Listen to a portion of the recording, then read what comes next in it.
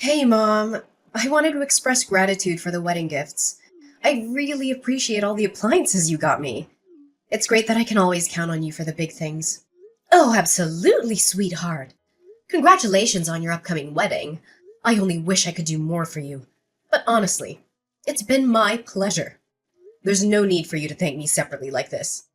After all, I am your mother. Well, thank you. But, you're not technically my biological mom. Wait, what? What do you mean, dear? Oh, come on. No need to play coy. You're not my biological mother. But I wanted you to know that I'm so grateful for everything you've done for me. Wait. Hold on a second. What are you trying to say here, Eleanor? Did you actually think I didn't know? You thought I believed you were my birth mother all these years? What on earth are you talking about?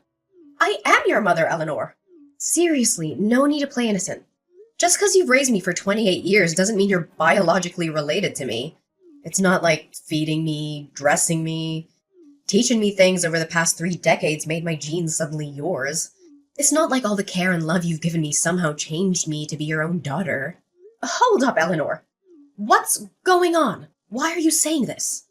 Don't try to act clueless. Stop saying what? It makes you sound stupid. Raising me and pretending to be my biological mother all this time? It's not fair to my real mother, you know. Can you even imagine how she must have felt after losing her baby to someone else? Eleanor, I am genuinely confused. Where is all of this coming from? What have you heard? I can't believe you're spewing out these awful, hurtful things at me. Are you even thinking about what you're saying? Hurtful? Seriously? What about you essentially taking someone else's baby? You don't get to accuse me of being hurtful. Eleanor Barnes! Oh, so you're the hurtful one now. What about you stealing a newborn from a real mother? If it weren't for you, my real mom could have married Daddy, and the three of us could have been a real, true family. If it weren't for you, I would never have had to grow up with a fake mom.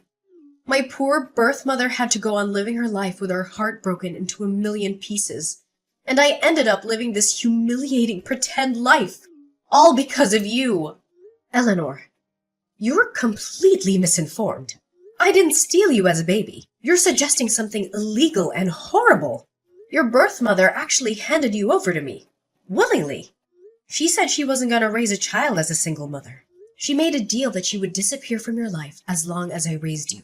Then, your poor birth mother even demanded money in exchange for you. Like I asked to take you away from her. I offered, of course, but who does that? It was like she was selling you to me. Giving her some money was the least you could do after that. She gave you her baby, for God's sake. Have you been sore about the donation all these years? Have you been keeping a score or something? That's really trashy. And you wouldn't even have taken me so eagerly if you weren't barren yourself, would you? So don't give me any of that, oh, I raised you with my heart crap, because you didn't do it for me. You did it for yourself. And you did it to satisfy your own selfish greed of being a mom and a wife. To fulfill your ideal of a perfect family. You probably pretended your butt off so you could appeal how perfect a mom and wife you are to Daddy. Sweetheart, I never once thought of you as anything other than my own daughter. I cherished you as a precious gift. I spent the past 28 years being thankful and showing that through raising you. I'm so proud of the woman you've become. I understand that the wedding planning can be stressful, but let's not let it get between us. Huh. Always riding that high horse, Paisley, huh?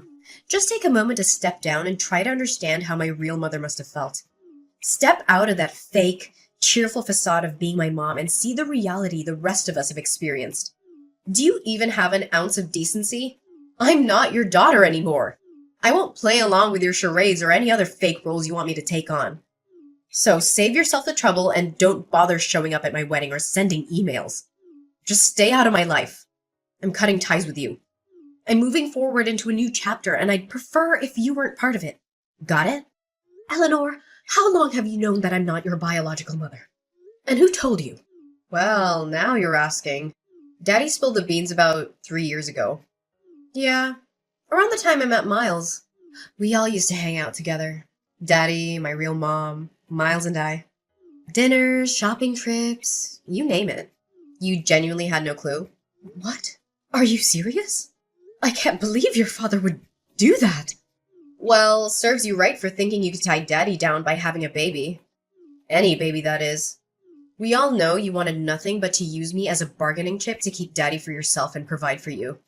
Did you really think building your happiness on other people's sadness wouldn't have its consequences? As I already said, I did not steal you away from your birth mother. Eleanor, you have to believe me. And I provided for myself as much as your father did. I didn't have to depend on him entirely. Yes, I am unable to have children of my own, but that is not at all the reason I raised you like you were. Your birth mother. She threatened to discard you at some orphanage like a piece of garbage if I didn't take you. Her word, not mine. And to my eternal shame, I did think about letting her do what she said. Because after all, she was your father's mistress and you were their illegitimate child. But sweetheart, I took you in because I loved you from the moment I laid eyes on you and your tiny little fingers wrapped around my thumb. I didn't think twice about what it meant to mother your husband's child he had with a mistress, because I fell in love with you so deeply and so utterly. How you came into this world did not matter anymore. Just that you did come into my world. Can't you understand that, baby? Ugh, please spare me the tear-jerking drama. This isn't Hollywood. Save your sappy stories and just leave me alone. I've already confirmed my birth mother's attendance at my wedding. As my real mom, of course. And Daddy should be sending over divorce papers soon. Divorce? What? Ugh, why are you being so slow? Daddy told me he has never forgotten about my birth mother. His true love. He couldn't leave you because you were so adamant about giving me a proper childhood with loving parents and all that crap. But now that I'm a grown adult who can take care of herself, he's finally opening his eyes to the possibilities, I guess. To go after his own happiness. See, if it weren't for you, the three of us could have lived happily as a real family. You tore us apart. You shattered our future together. And you've had your share of fun. It's time to set things right, Paisley. So leave us be. And if it turns out it's your turn to spend the rest of your life in sadness and regret, then deal with it. My mom surely did for long enough. All right, if this is what you truly want, I'll leave you to be with your real parents. Mind you, I'll have to cancel the $30,000 charge on my credit card for the things I ordered off your registry. And I'll have you and your daddy's belongings packed up into suitcases or something and leave them by the door. Come get them and go on off to wherever it is that you want to go off to. Whoa, wait, what? Cancel this stuff for my registry? Why would you do that? Those are for my wedding. Why would you cancel gifts from a registry, Mom? Mom? I thought you didn't want me to be your mom, let alone think of me as one. If I could, I would get a refund on everything I spent in the past 28 years raising you. But since I can't do that, I'm only canceling the gifts that I mistakenly purchased for a wedding I'm apparently not even invited to anymore. Oh, your honeymoon was reserved with my credit card too, wasn't it? And your wedding venue. What about the catering service? Flowers? Photographer? I believe there was a videographer too in there somewhere. I wonder what the last-minute cancellation fees for those places will amount to. Surely not a drop in the bucket compared to what I've gladly spent on you your whole life. Oh my God, that's so petty. You can't take back gifts. Who does that? You got me those things because you wanted to, didn't you? There are no take-backs. How do you call yourself a mother? It's your only daughter's wedding. Oh, I thought I couldn't call myself a mother. Isn't that what you were telling me? You can run along to your precious birth mother and ask for help. Why don't you? Surely she can help with the venue and the food and the photography and the honeymoon. Since she loves you so much and has never had the chance to show it, surely she'll jump at the chance. Wow. So there it is. You did think of me as a stepchild, didn't you? Your words say you love me like your own, but your actions speak volumes about how you really felt all these years. You kept a tally of the money you spent on me. Seriously? Would you have done that if I were your real biological daughter? You know what? Fine. My mom can cover the venue and honeymoon. Miles probably has some money saved up too. We don't need your help. All we need from you now is to sign those divorce papers. You got it. The sooner, the better. And in a way, I'm uncertain if I ever truly forgave her. But in that moment, All that mattered was before me. I gazed upon what could have been perceived as a lump of flesh, and then she opened her eyes, meeting mine. I gently touched her hand, and she curled her tiny, delicate fingers around my thumb. She was mine. In that moment, I believed in the intricate mysteries of God's design. This perfect child had been delivered to me as if by divine intervention. She was a gift, and in turn, I was designed to be her mother. The saying, blood is thicker than water, held some truth, but what truly resonated was that love could defy all odds. Eleanor brought a joy I had never dared to dream of before. The first time she called me Mama, the moment she took her initial steps, her genuine delight in the meals I prepared. Those instances were all emblematic of a kind of love that transcended boundaries. Her small hand in mine as we walked together, the handmade artwork she gifted me on Mother's Day. She had been gradually filling the void within my heart, until it was overflowing with a love I never thought possible. I could have never foreseen that one day she would utter those hurtful, devastating words she hurled at me today. My husband's confession to his ongoing affair with Shelley's birth mother shattered the foundation of our 33-year marriage. Our life together unraveled in the blink of an eye as we walked out of the courtroom with our marriage officially dissolved. Once back home, I hastily gathered their belongings, tossing them into any available box, and left them outside my door. The sight of my now half-empty home was a stark reminder of the abrupt changes that had befallen me. As I tried to process the shock of it all, a text message notification illuminated my phone screen. A message from my now ex-husband.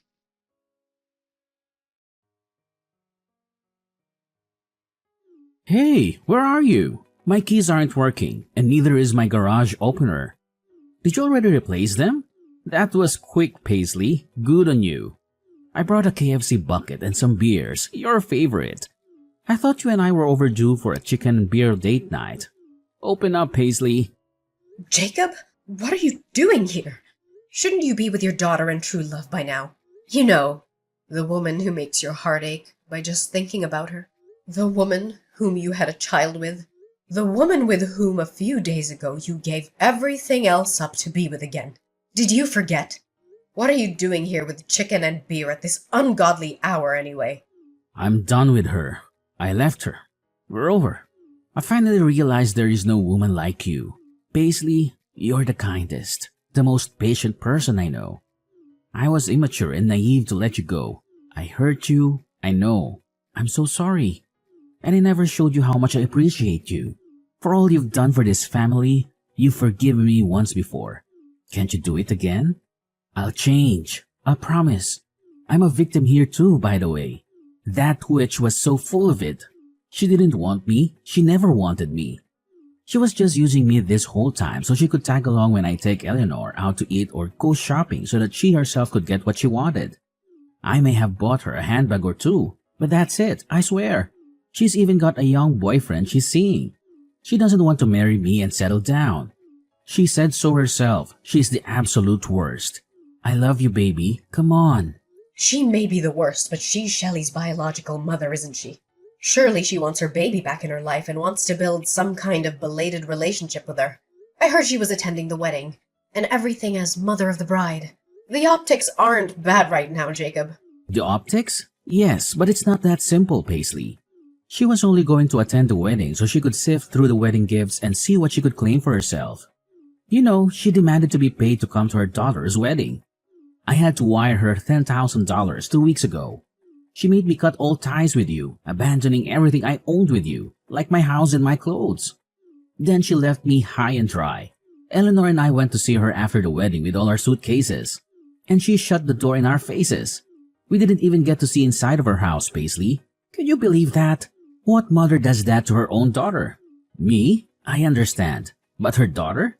Are you going to sit and take this for our Eleanor? She's heartbroken right now. Oh, say something, Paisley. Eleanor made it abundantly clear that I am not her mother. Nor does she consider me her mother. In one single conversation, she took away all my hard work and dedication as her mother, and basically erased me from her world. I realize now that trying to hold on to her was like holding onto a fistful of sand. No matter how tight or hard I try to keep all the sand in my hand, it'll find its way out between my fingers. But you were happy being her mom, weren't you? You loved her with all of your heart. You still love her. I know you do. Even if Eleanor in her youth erases 28 years of her life with you, surely you can't. I did have some great times with Eleanor, I sure did. She was my everything. But the accusations she hurled at me, they were cruel, Jacob. That side of her didn't come from my nurturing. It's her nature. It's the nature of your mistress. I can't get past that. At least not just yet, Jacob. Maybe a real biological mother could have easily forgiven her daughter for something like this. So I guess I'm no better than what Eleanor thought of me. Because in the end, I'm not her real mother. Mom, it's me, Eleanor. I'm so sorry. Mommy, can you please forgive me?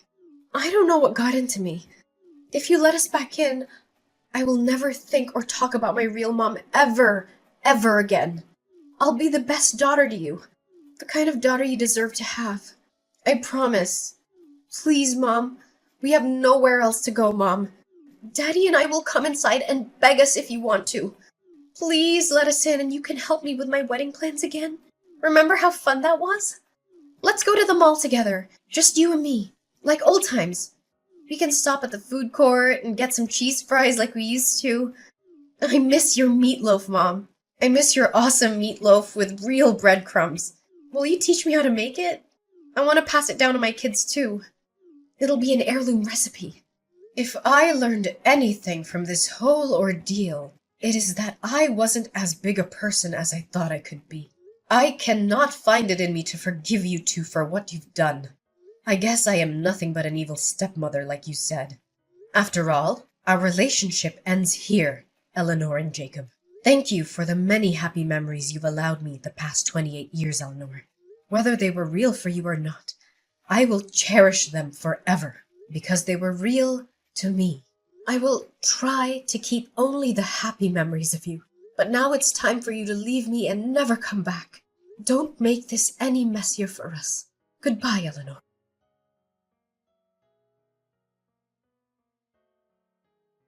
The echoes of their persistent knocking and frantic kicks reverberated through the silence, a desperate symphony of anger and rejection. I stood on either side of the door, the barrier between my past and the uncertain future I was determined to embrace. After dialing the police, 2 patrol officers arrived. Their stern words and authoritative presence finally managed to quell the storm outside my home. Shelley's fiancé, Miles, and his family openly voiced their disappointment at the sudden upheaval caused by the withdrawal of their wedding venue and honeymoon down payments.